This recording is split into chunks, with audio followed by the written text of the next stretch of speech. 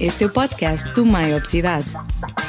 Do Laboratório Consultório, damos a voz aos especialistas para analisar as verdades e os mitos desta doença. Junte-se a nós. Bem-vindos ao 4º episódio do podcast do Mai Obesidade. Agora que caminhamos para uma nova fase da pandemia e aos poucos se vai restaurando a normalidade, com a devida segurança, de forma a podermos dormir mais descansados, no entanto, há quem não tenha um sono assim tão tranquilo. São noites mal dormidas, com respiração irregular, ressonar intenso e microdespertares, e durante o dia uma sonolência excessiva. Estamos a falar da síndrome da apneia obstrutiva do sono. Acresce ainda que este distúrbio acontece com frequência em pessoas obesas ou com excesso de peso. Portanto, queremos saber qual a relação entre a apneia do sono e a obesidade, como uma condição agrava a outra e de que forma a perda de peso pode melhorar não só a vida ativa, mas também o sono destas pessoas. Eu sou a Catarina Jerónimo da News Pharma e para falar sobre este assunto tenho comigo dois convidados, a quem cumprimento e passo agora a apresentar. Primeiro a doutora Sónia Gonçalves, especialista de Medicina Interna. Olá, muito boa tarde. Olá, boa tarde. E também connosco o Dr. Gustavo Reis, pneumologista. Olá, muito boa tarde. Olá, boa tarde Catarina. Olá Sónia. Olá. São os dois, ambos especialistas do Hospital CUF Santarém. Muito obrigada pelo vosso tempo e pela vossa participação. E nunca é mais lembrar que, doutora Sónia Gonçalves, por que razão é a obesidade uma doença e logo deve ser vista, tratada e controlada como tal? Olá. Antes de mais quero agradecer o convite para participar neste podcast. De facto, a obesidade é uma doença crónica, complexa e multifactorial, com elevado impacto na morbilidade, mortalidade e também na qualidade de vida e com peso económico considerável. É sem dúvida um distúrbio nutricional da sociedade ocidental e, claro, Portugal não é exceção. É uma doença realmente com uma epidemia, já considerada doença por a Organização Mundial de Saúde, por várias outras organizações. E Portugal em 2004 foi pioneiro, foi o primeiro país da Europa a considerar a obesidade como uma doença. E na minminha perspectiva, porque é que o reconhecimento da obesidade é importante reconhecê-la como uma doença? É crucial porque se considerarmos como uma doença, pensamos que a temos de prevenir, que a temos de tratar adequadamente, ou seja, diagnosticar a condição precocemente e referenciá-la atempada e adequadamente.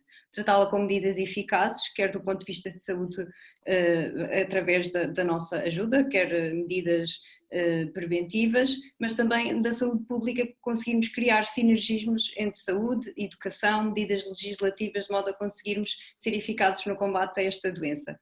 A fronteira entre perceber se a obesidade é ou não uma doença fazem uma enorme diferença, quer na forma como iremos olhar para ela, prevenir e tratar.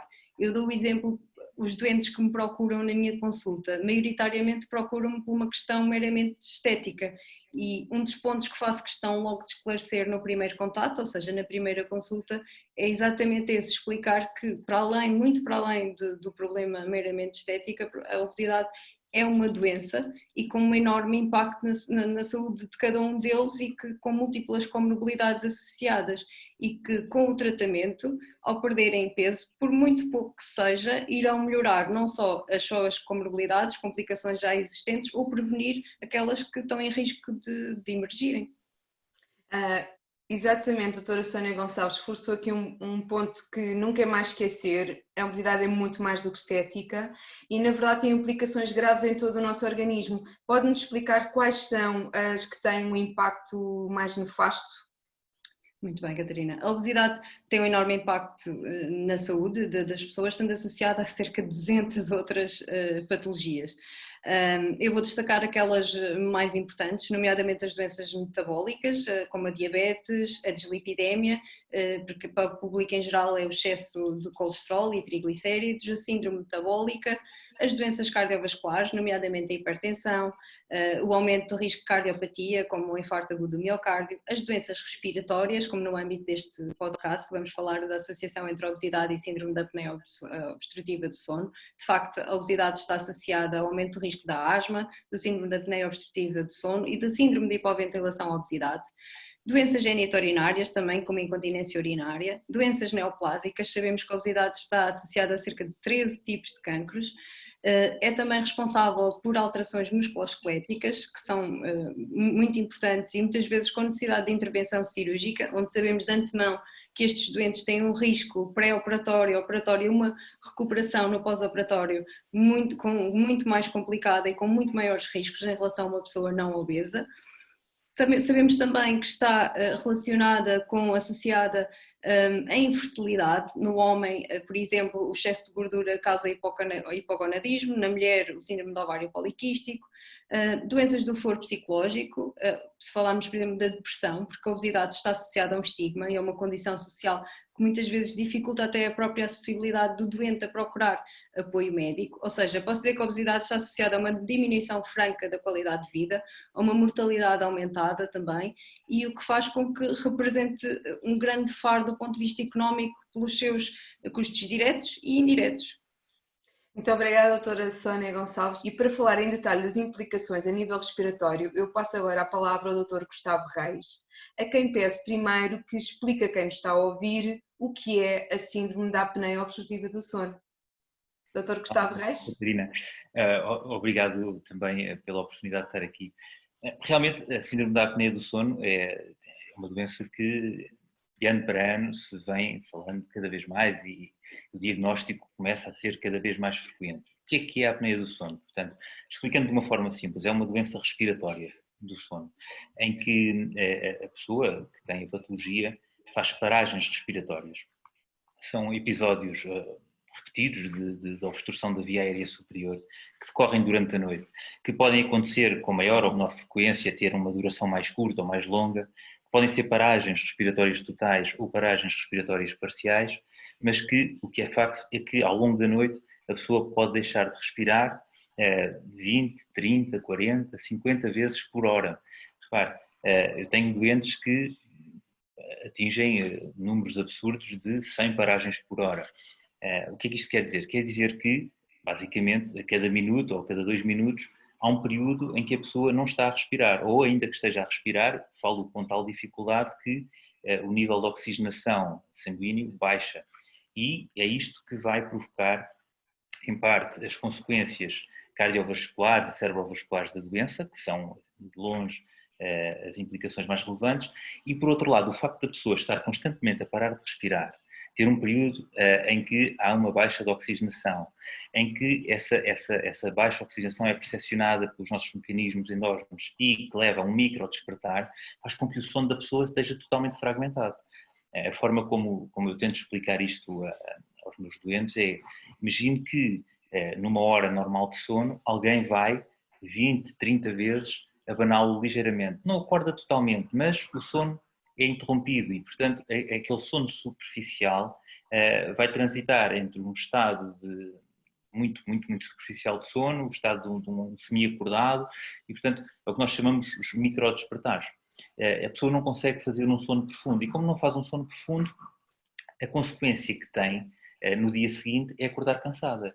E a frase mais frequente que eu ouço nas minhas consultas, e a Sónia, que trata muitos doentes realmente com este fator de risco, que é a obesidade, é: doutor, eu acordo mais cansado do que quando me deitei. Eu dormi, mas eu não descansei. E isto é verdade, porque o sono acaba por ser um sono não reparador. E esta é a consequência mais visível da apneia do sono. Se nós pensarmos em termos de qual é o sintoma talvez mais frequente, o sintoma que traz mais vezes o doente à consulta, poderá ser, por outro lado, a roncopatia ou ressonar, quer dizer, uma grande parte dos meus doentes é-me trazido pelos companheiros ou pelas companheiras que identificam: olha, desculpa, mas tu ressonas e ressonas de uma forma normal, porque tu estás a ressonar e de repente paras, há um silêncio e, passado uns segundos, às vezes 1 minuto, e os doentes é engraçadíssimo porque eles gravam isto com o telemóvel, mostram, está a ver, olha, está a ver, não respirou aqui, contei 1 minuto sem respirar. Isto pode acontecer, só para terem a percepção que pode acontecer a pessoa estar mais do que 1 minuto sem respirar durante a noite. E, portanto, este é o sintoma, a roncopatia é um dos sintomas proeminentes. Qual é outra consequência muito importante deste sono fragmentado e de má qualidade? É que no dia seguinte a pessoa tem sonolência. A pessoa está cansada, a pessoa se encostar um bocadinho, como eu encosto-me um bocadinho depois do almoço, fico logo a dormir. Ou eu chego a casa, janto, sento-me no sofá e nem acabo de ver o telejornal. Portanto, isto é o impacto social que a doença tem.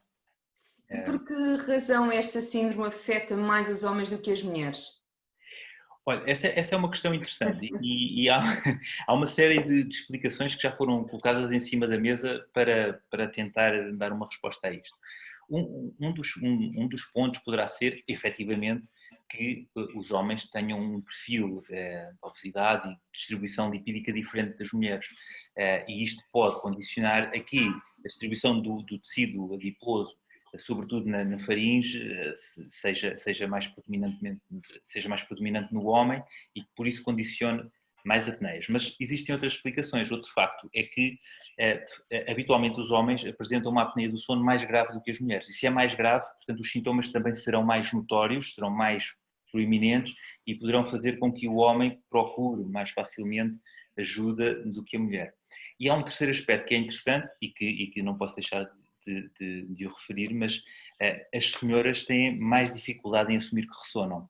É quase como se houvesse ali um estigma com o ressonar. Uma senhora nunca ressona, quer dizer, pelo menos não vai admitir que ressona. E, portanto, muitas vezes o diagnóstico passa mais facilmente despercebido nas mulheres. O que é giro ver é que, atualmente, eu tenho muitos casais já em que fazem os dois tratamento para a apneia, porque foram os dois identificados, porque muitas vezes é o homem que vem primeiro, trazido pela mulher, lá está, as mulheres são sempre mais atentas aos sintomas e reparam mais no sono dos homens do que o contrário. Mas depois o homem diz, mas olha, que ela faz exatamente o mesmo, porque eu às vezes levanto-me à meia da noite para ir à casa de banho e ela está a ressonar e para de respirar. E portanto muitas vezes já estão os dois a fazer tratamento na mesma casa. Eu queria então saber também, porque me está a dizer, há pessoas que têm sintomas mais intensos, e por isso são identificados mais depressa, mas a verdade é que podem decorrer anos, desde os primeiros sintomas até ao diagnóstico. Porque é que isso acontece e qual é a frequência da relação entre o surgimento desta síndrome da apneia do sono e a obesidade e excesso de peso? Quão frequente é? Bom, respondendo à primeira pergunta, em termos daquilo que é o identificar da doença e o diagnóstico, há claramente um subdiagnóstico, mas há um subdiagnóstico alarmante, porque, reparem, um dos estudos portugueses que nós temos foi feito pela rede de médicos Sentinela e que identificou nas listas destes doentes, destes médicos, quais os doentes que estariam catalogados já como tendo a apneia do sono. E identificou-se uma porcentagem baixíssima, 1 a 2%, uma coisa mínima. Por outro lado, recentemente na Suíça fez-se um estudo enorme em que eles foram sistematicamente ver em doentes com mais de 40 anos quais é que preenchiam os critérios polissonográficos para a apneia do sono. E nós encontramos umas percentagens de 25% nas mulheres, isto acima dos 40 anos, e 49% nos homens. Portanto, são números completamente dispares. Portanto, quando nós procuramos ativamente a apneia, nós vamos encontrar a apneia muito mais frequentemente do que se formos só em busca dos sintomas. E porquê? Porque muitas vezes os sintomas são tidos como normais. Repare, a apneia não se instala de um dia para o outro, vai se instalando ao longo de anos. A pessoa é normal ressonar, eu ressono, quer dizer, mas os doentes dizem, mas doutor, toda a gente ressona, não é? Isso é habitual, eu até estou um bocadinho mais gordinho e se calhar é por causa disso. Ou ando cansado. Sim, eu ando cansado, mas eu trabalho imenso, estou a trabalhar 11 horas por dia, chego a casa, estou estourado, depois ao fim de semana descanso um bocadinho melhor, mas durante a semana é mais complicado. Portanto, muitos dos sintomas da apneia, que é uma patologia que não dá dor ainda por cima, não é? A única dor que pode dar é umas cefaleias matinais, uma dor de cabeça pela manhã, por causa do descanso e da má oxigenação, mas é uma doença que não tem sintomas muito proeminentes. Só quando a pessoa muitas vezes já está a adormecer ao volante, ou como eu tenho alguns doentes que dizem, doutor, eu adormeço com a comida na boca, ou eu adormeço quando o semáforo está vermelho, não é? Porque isto é a realidade do dia a dia. Só nessa altura muitas vezes é que o doente procura ajuda. E é claro, nós quando olhamos aqui para os fatores que podem determinar a apneia do sono, a obesidade é assim aquele que aparece em primeira instância.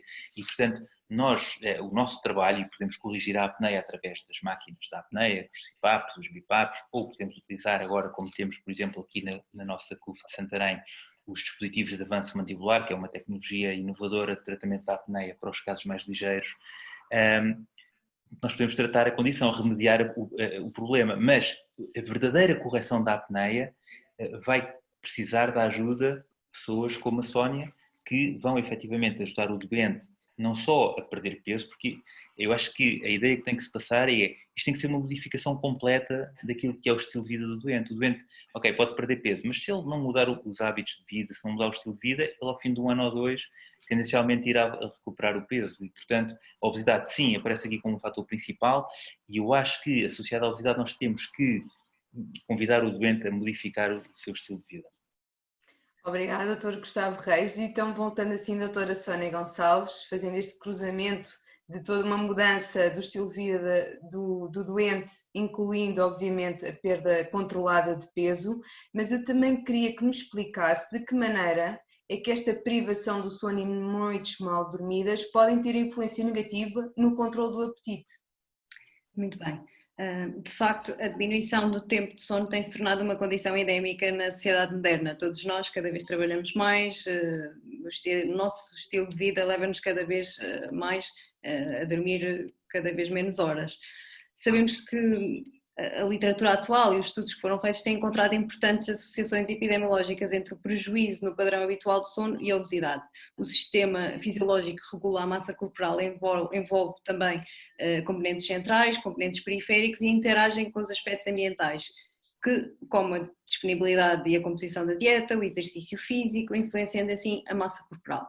Neste contexto, o sono tem sido apontado como uma importante variável, em que a alteração no tempo de dormir tem sido fortemente associada a um descontrole na ingestão alimentar e, consequentemente, o que leva à obesidade. Sabe-se que existe uma relação entre sono e ingestão alimentar, que é amplamente demonstrada nos modelos animais, nomeadamente aqueles que foram postos à privação de sono mostraram-se hiperfágicos, e em humanos, por exemplo, aqueles doentes, as pessoas que têm que trabalhar por turnos, o jet lag ou situações que alterem o seu padrão habitual de sono, estão claramente associados com alterações no padrão de ingestão alimentar. Muito embora estes mecanismos que esclareçam estas associações não estejam completamente elucidados, sabe-se que os distúrbios provocados pelas alterações nos horários de sono ou de vigília influenciam o apetite, a saciedade e, consequentemente, a ingestão alimentar, o que parece favorecer o aumento da obesidade. Acredita-se que isso deva a uma desincronização ou desajustes no relógio biológico que prejudica a duração e a qualidade do sono e, consequentemente, modifica o controle do apetite e pode levar ao aumento da ingestão alimentar. E uma coisa pode levar à outra, portanto, elas estão correlacionadas. E assim, perante uma pessoa que está com excesso de peso ou já está inclusivamente com índices de obesidade, como é que se pode atuar precocemente no tratamento desta doença, a obesidade, de maneira a evitar o risco de desenvolvimento da síndrome da apneia obstrutiva do sono ou, inclusivamente, tentar impedir o seu agravamento? Quais são as vossas estratégias?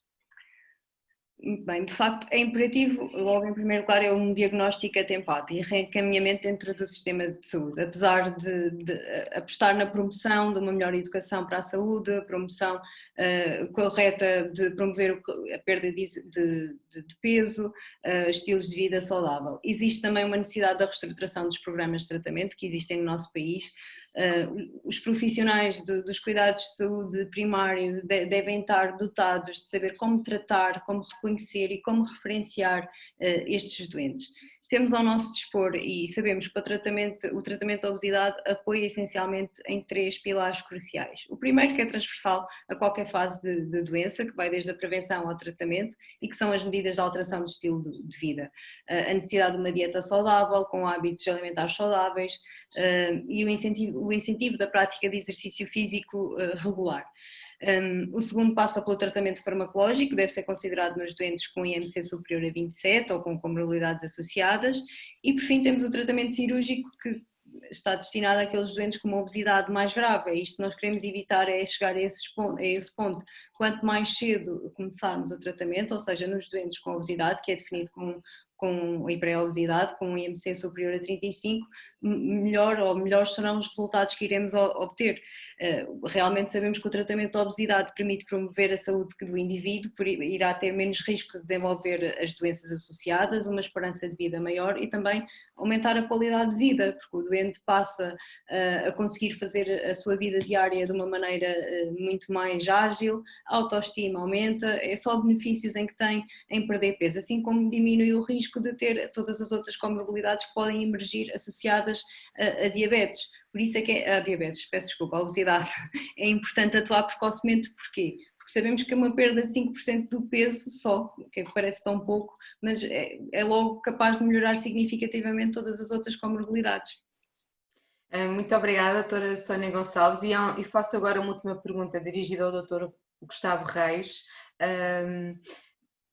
Que evolução é que se pode esperar relativamente à redução do agravamento dos sintomas da síndrome da apneia obstrutiva do sono com a perda de peso? Ou seja, o que é que de imediato ou num curto espaço de tempo o doente vai começar a sentir de diferença relativamente ao que era, passou a ser a sua rotina de sono? Dr. Gustavo Reis. Obrigado, Catarina. Antes de mais, eu gostava de deixar claro que a abordagem da apneia do sono é realmente uma abordagem multidisciplinar. Claro que as pessoas pensam em primeira instância no pneumologista ou no otorrino, que são as especialidades que à partida estarão mais relacionadas com a abordagem terapêutica, mas a verdade é que é super importante esta abordagem mais completa, porque muitas vezes a solução não emerge só da colocação de um ventilador ou de um dispositivo de avanço mandibular. Sem dúvida que a promoção da perda de peso e da normalização do peso é o fator com o qual nós nos debatemos mais, só que não é fácil perder peso, é difícil perder peso, e a Sónia com certeza poderá comprovar isso muito melhor que eu nas consultas do dia-a-dia. Quando nós pedimos a um doente que começa a utilizar um aparelho para ventilador para dormir ou um dispositivo de avanço mandibular, muitas vezes é um choque para uma pessoa que tem 30, 40, 50 anos ter que perspectivar a partir de agora começar a dormir todas as noites com um equipamento associado. E é aí que nós tentamos realmente promover a perda de peso como um fator que poderá alterar a história natural da doença. Eu não consigo dizer ao doente de imediato quantos quilos tem que perder para a situação se normalizar. Nem lhe consigo dizer que se normalizar o peso, se ficar totalmente como seria desejável, que a apneia desaparece totalmente ou ao ponto de não ter que dormir com nenhum tipo de tratamento. Mas o que é certo é que todos melhoram e semanalmente eu tenho o prazer de retirar algumas terapêuticas quando constatamos que o doente normalizou o seu peso, adquiriu um estilo de vida mais saudável, repetimos o estudo do sono. Isto é muito importante, não basta a pessoa ter a percepção de que já não tem apneia, é muito importante repetir-se o estudo do sono e perceber efetivamente se tem ou não tem. E quando o doente já não tem, é com enorme gosto que lhe transmitimos essa notícia e quase semanalmente isso acontece. É preciso alguma força de vontade e muita disciplina. Muito obrigada pela sua resposta, Dr. Gustavo Reis. É um bom indicativo para os doentes, ou seja, com a perda consistente de peso poderão inclusivamente reverter esta condição, esta síndrome. E hoje ficamos por aqui. Eu mais uma vez agradeço aos nossos convidados, à doutora Sónia Gonçalves e ao Dr. Gustavo Reis. E quanto a si que está desse lado, mantenha-se protegida da Covid-19, mas em tranquilidade, retome as suas atividades. Voltaremos para o 5º episódio do podcast do My Obesidade. Boa tarde. Este é o podcast do My Obesidade. Do Laboratório Consultório, damos a voz aos especialistas para analisar as verdades e os mitos desta doença. Junte-se a nós.